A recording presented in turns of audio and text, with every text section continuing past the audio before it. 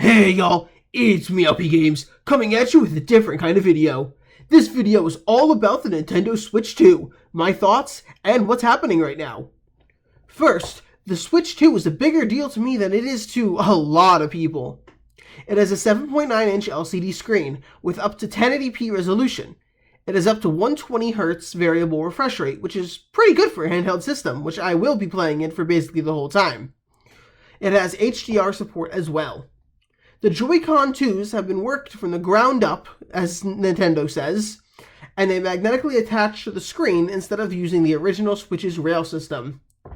There is a C button for game chat, and can be used as mice in certain games.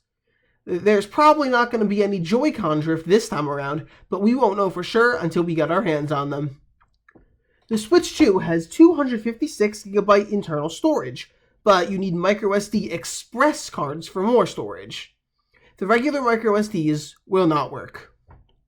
The Switch 2's CPU and GPU are much higher than the original Switch, with a custom processor made by NVIDIA.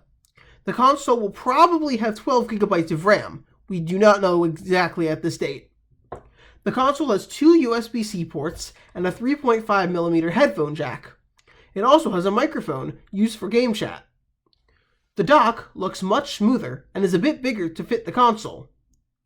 Nintendo said the Switch 2's battery will last from 2 to 6.5 hours, depending on what game is being played.